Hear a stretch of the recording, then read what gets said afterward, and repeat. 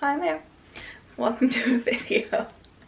Today we are going to be talking about all of the Riley Sager books. I have now read all of Riley Sager's current releases. At time of recording, Survive the Night is not yet out.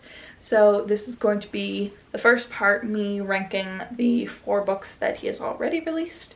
And then we're going to do a reading vlog for Survive the Night, and then I'll slot it in wherever it goes and we'll talk about it. I know that Riley Sager is a controversial topic on book 2, but he's kind of a you love him or you hate him, and no one seems to agree on like which the good books are and which the bad books are. And I am here to state the controversial opinion before reading Survive the Night that might change everything. That Riley Sager is good, actually. Of the 4 books that I read, I have 1 3-star, 2 4-star, and 1 5-star. To release 4 books, 4 thrillers no less, that are all decent is like really impressive. There isn't really anyone else like that. Even Ruth Ware, who I love, definitely has some bum books in there, but I really enjoyed all of Riley Sager's.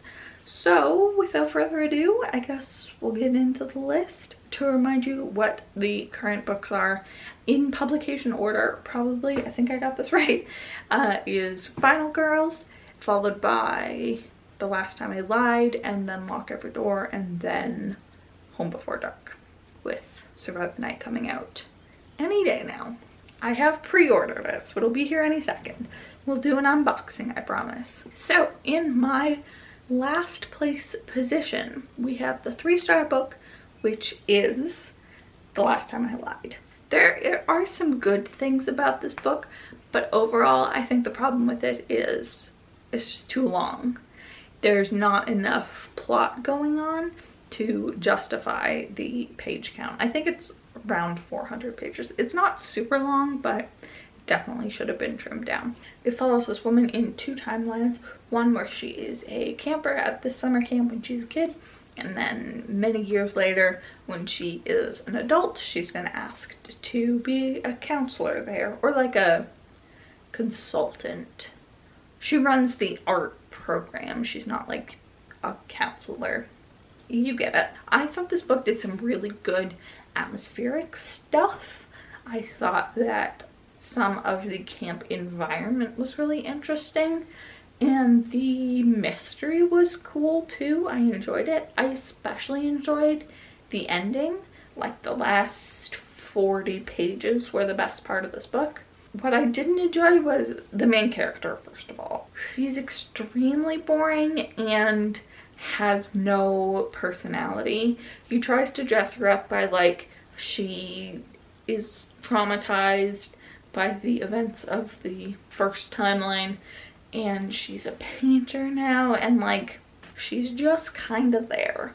That's kind of the theme of this whole book, is like it just kind of happens, which is fine. And the ending, in my opinion, is worth it to slog through. I just wish you didn't have to slog through it, if that makes sense. I think it was interesting to see the progression between the books, like this being his second one. I do feel like this kind of suffered from second book syndrome. Like, I am usually of the opinion that an author's follow-up is never as good as their debut, because I think the debut is like a passion project that they have slaved away for years over, and like this is the story that they want to tell, and then the second one is for money, you know? Definitely not always the case, but here I did feel like his second book was the weakest of the ones that I've read. After that, I have Home Before Dark by Riley Sager. I always want to say the author after, but you know it's by Riley Sager. This is the story of a woman whose father dies, and she inherits her childhood home, basically, that he had written a book about the time that they lived there, about how it was haunted. She's going back to renovate it, sell it, and also try to find out the truth of what happened. This one, I gave 4 stars at the time of reading it, but I've really soured on it continually. Every time I think about it, I get more angry, because this one, the ending is not as good as the rest of it. The beginning is stronger than the ending, And in a thriller that's really hard, thrillers are so reliant on the ending of like justifying why you spent all this time on it. And there were things that I liked about the ending. There were definitely reveals throughout that I thought were really strong, but once you finish it and take a step back, the picture looks less nice than the individual pieces. That sounded smart, right? This one also really struggled from the character perspective. Characters are never really Riley Sager's strong suit. They're all just kind of plot devices, which I don't mind. But this one did try to have a love interest. I guess the first one did too, and I blocked it.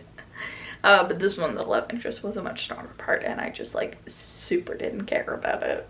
I thought the atmosphere of this was really good. The house that she's renovating is this old creepy mansion. Everything inside of the house was really well done. There's a record that starts playing by itself, which is just like excellent creepiness. Very on board with that. But the ending, I don't know how else to talk about it because I'm not going to spoil it. Maybe I should spoil it. No, I'm not going to spoil it. So that's Home Before Dark. Now, the top two. I really like both of them, and I keep going back and forth about if I so one I gave 4 stars and one I gave 5 stars, but one hit different. One has a very specific aspect that I think is incredible, and the other one is just like a better book overall. So we're gonna stick with it. The one that I gave 4 stars, that is very specific to me is Lock Every Door. This one is very divisive, and I get it. I get why. Again, the characters aren't very strong. Really stupid. There's a lot of time wasted on trying to solve the mystery that I thought was dumb. Like, there were things that were obvious that the main character didn't do or did too late. But I thought the ending of this was really strong. Controversial. I know, if you've read it, you know. But the thing that knocks this out of the park for me is the setting. The Bartholomew is this old building that's right off of Central Park, and it's got these gargoyles on it, and someone in the building wrote a children's book about the building, about a girl who like has adventures in the building, and just the atmosphere of it was so incredible. I was convinced that this building was real.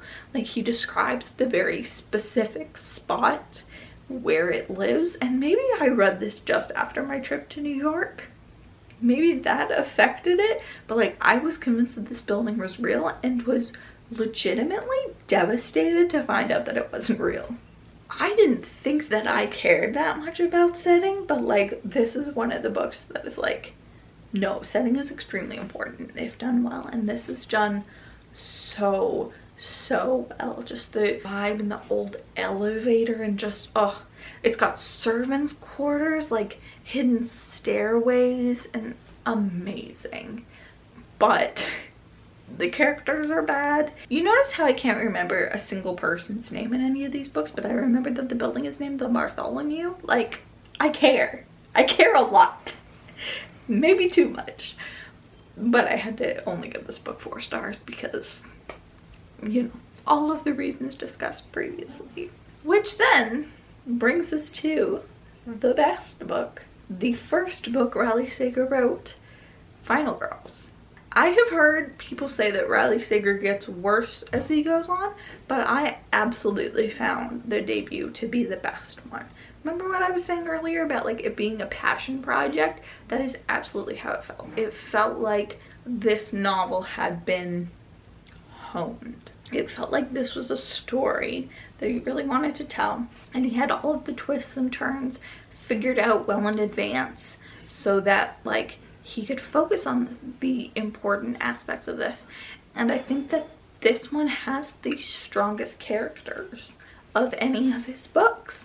I think that they had distinctive personalities. Like, they're still not great, but it's a thriller. It's not a character-driven novel. It's the bloodiest one.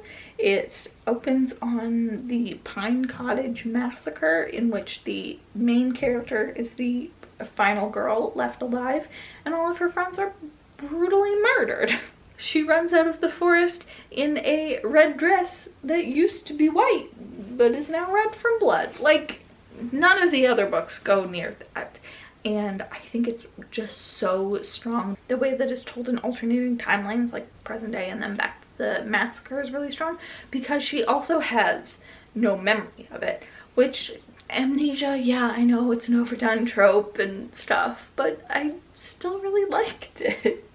And I think this one did a good job of, like, spoilers, she remembers eventually, but only once she goes back to the cottage, which she refused to do because, you know, trauma. Understandable. Like, these are all tropes, but well done tropes. Like, you don't have to reinvent the wheel. Like, these are good tropes for a reason. You just have to have a well executed book around it, and I think this was that. Yeah, Final Girls was my favorite. I think about it a lot and I would highly recommend it. This is the one that I think is the most accessible to you. It's not super gimmicky like I feel some of the other ones are. Yeah, I think that's fair. I think he has some gimmicks in the other ones, which I'm not mad at. I love a good gimmick, but this one is more just standard thriller tropes done really well, and I was really happy with it. So that's it. Those are the 4 books as of now. I will update you once I receive Survive the Night, and we'll go into the vlog portion. I'm really excited. I saw someone's Goodreads review the other day. I think they gave it a 2 or 3 star, but they said this book was too meta for me, and I thrive off of meta. Like, that made me so much more excited for the book. It's either gonna be a 5 or a 1. I can tell you right now. It's here. It's here, finally. It arrived. It was a little bit of a pain to get it. Not really, in retrospect it was nothing, but I got the email saying that it had been delivered at 2 o'clock and then it wasn't there. And I would check back every once in a while and it still wasn't there, but then last night when I checked around 10:30, it was just there all of a sudden. So crisis averted. I don't know what happened, if it got delivered to a neighbor or something, but I'm just happy to have it in my possession. Let's rip this bad boy open.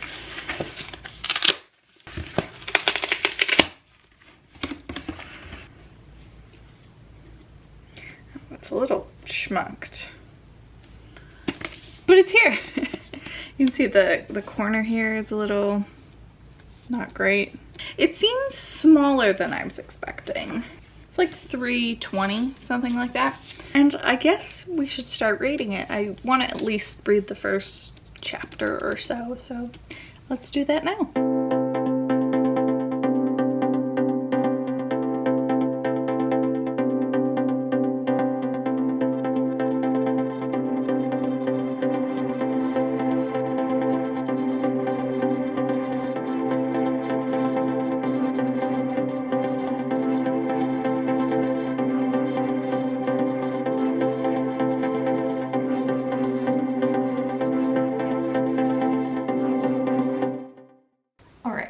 So I'm 22 pages in, they're pretty short chapters. And it's interesting.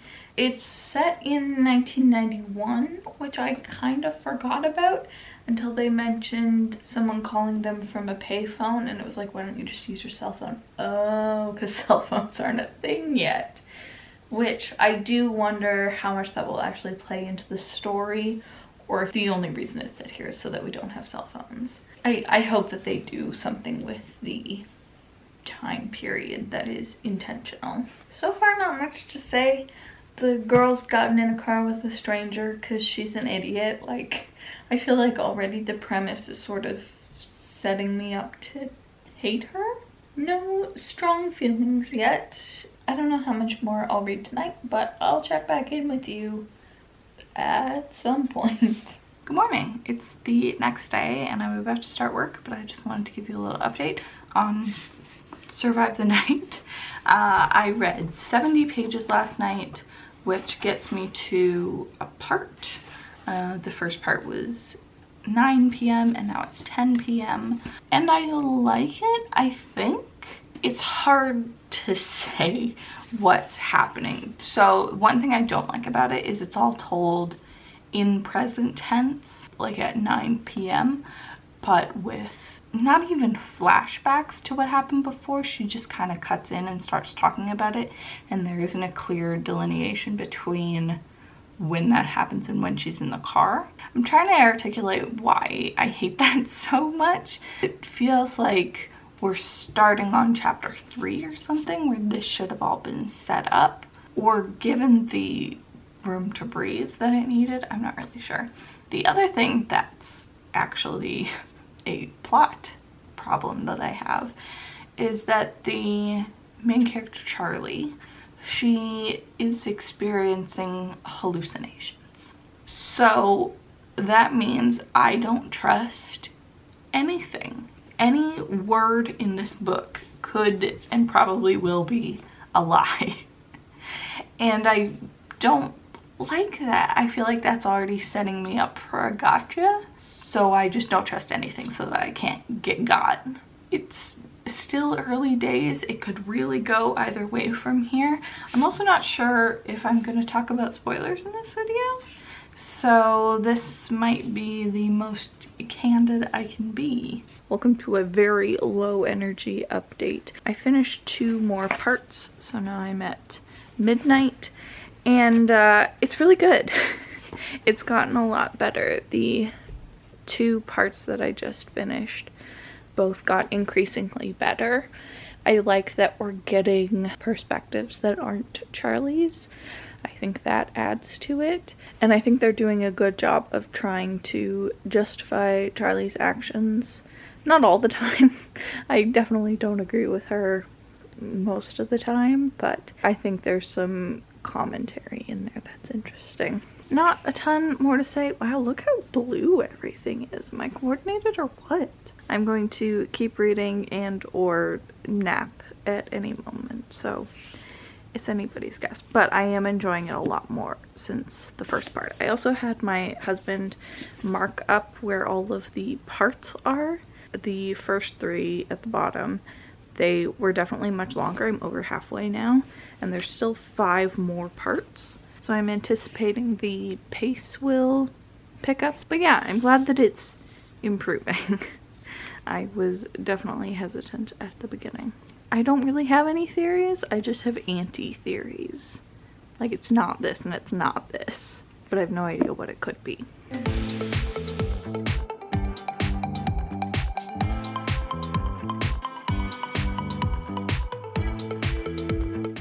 Hi. So yeah, turns out napped. Sorry if you can hear the fan. I can't get up to turn it off because somebody won't move. Hopefully you can see him. He's a very sleepy boy.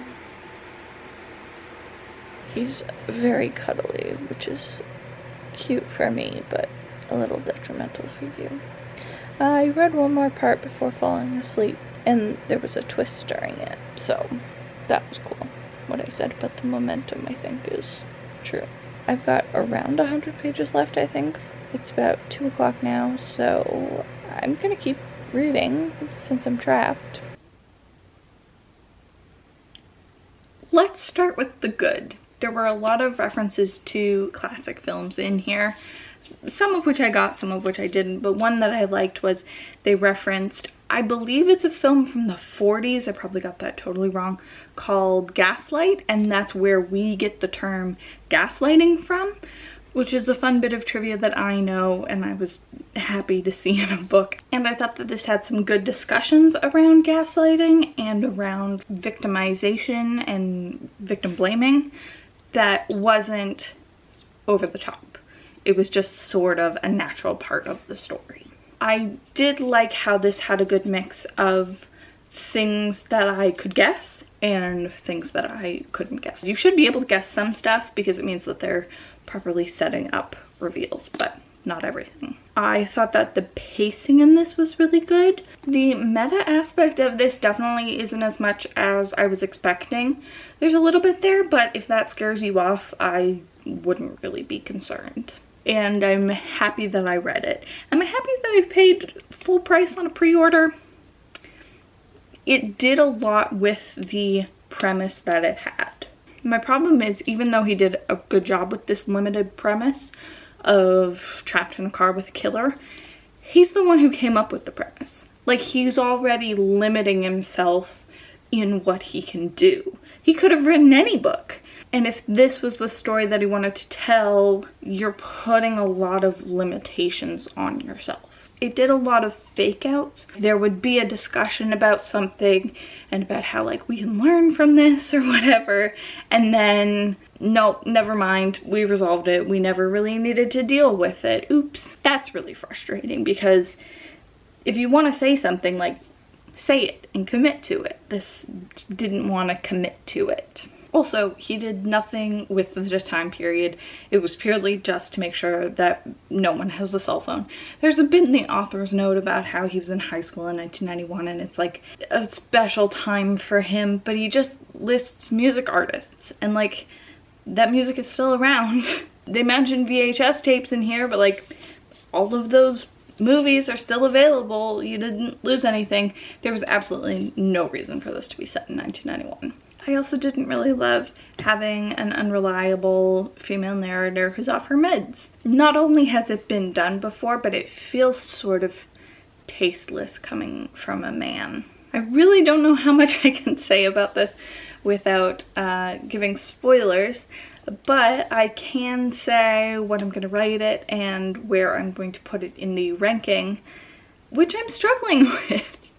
I feel like there are a lot of things to consider here because I had a good time reading it and I flew through it. I read it in 2.5 days, which is really good for me. Here's the thing. I want to give it 3 stars because I think it's Riley Sager's worst book. There, I said it. I think that this doesn't have any outstanding aspects. The current loser, Last Time I Lied, still had some really good stuff that I didn't see coming, really atmospheric stuff, like there were standout moments. This really didn't have that. Even if I had fun in the moment reading it, in retrospect, the twists are kind of cheapened and you just have to rely on the story. And this story is pretty forgettable. But I had a good time, so like that counts for something. So I want to give it 4 stars. My gut says give it 4 stars. But if it's worse than The Last Time I Lied, then it should be 3 stars, right? I'll sit with my rating, but in terms of the ranking, I'm confident that this is Riley Sager's worst book, which is too bad. It's not bad. I definitely still had a good time. Maybe I wouldn't recommend paying for the brand new hardcover, but if your library has it, I think it was perfectly fine. But I think the biggest problem is the premise. Having Trapped in a Car with a Killer isn't good for 300 pages. Maybe it's good for an 1.5-hour length movie. Make this a novella. Maybe that's the answer here. Just make this a novella and then basically I would have no problems with this because then we don't really have time to worry about how the characters have no depth. We don't have time to expect a bunch of twists in it that it doesn't really need. You would be able to tell a simple story and have it be really impactful. And this is ultimately lackluster, and I'm saying it's forgettable even though I finished it like 30 minutes ago. Ask me in my wrap-up what I remember about this, and I bet you it's not going to be a ton. Thank you for watching this ranking/vlog. I enjoyed doing it. I think maybe I have better feelings about this book than I would have if I hadn't read it for a video, so that's nice. But let me know your thoughts on Survive the Night. If you've read it, I would love to chat about it. I know I didn't give spoilers, but if you want to message me spoilers, I would be okay with that. Thank you for watching, and I'll see you in my next video. Bye.